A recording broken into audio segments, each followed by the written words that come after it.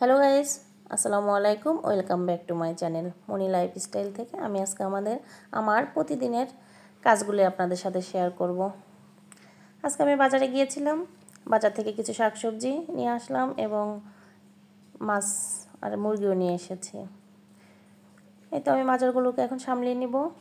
সবগুলো বাজার সব কিছু আমি ফ্রিজে রেখে দেব আর কিছু রান্না করব। শাকগুলো আমি কেটে নিচ্ছি। আজকে শাক ভাজি, ছোটো মাছ আর ইলিশ মাছটা রান্না করব। মুরগিটা আজকে কেটে রেখে দেব, মুরগিটা আজকে রান্না করব না। ছেলে ইলিশ মাছ খাবে, ছেলের বাবা ছোটো মাছ খাবে। তো আজকে এই মাছের আইটেম দিয়ে দুপুরে আমরা খেয়ে নেব। শাক কাটা শেষ, মাছ কাটা, ইলিশ মাছ কাটা শুরু করে দিয়েছি। এই তো এখন আমি ছোটো মাছ কাটা শুরু করলাম। ছোটো মাছগুলো আমি কেটে কিছু রেখে দেবো, কিছু রান্না করব। এই তো আমার কাটাকাটি হয়ে গেলে আমি রান্নায় চলে যাব। মুরগিটাও আমি কেটে আজকে রেখে দেবো। মুরগিটা এখনই কেটে নিচ্ছি। তো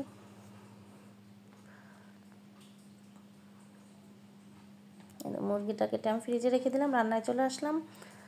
আমি আগে ইলিশ মাছটা রান্না করে নিব।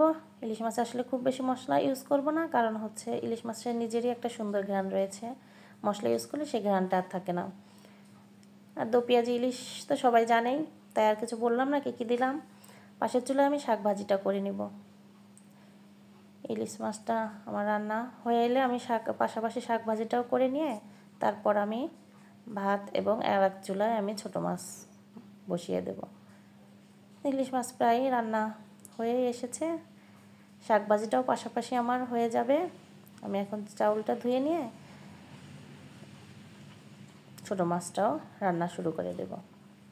এই তো হয়ে গেছে ইলিশ শাক ভাজি। এখন আমি ছোটো মাছটাও রান্না করে ফেললাম। এই যে আমি এখন সার্ভ করে তো সব কিছু একসাথে সাজিয়ে নিচ্ছি। সবাই ভালো থাকবেন। আসসালামু আলাইকুম।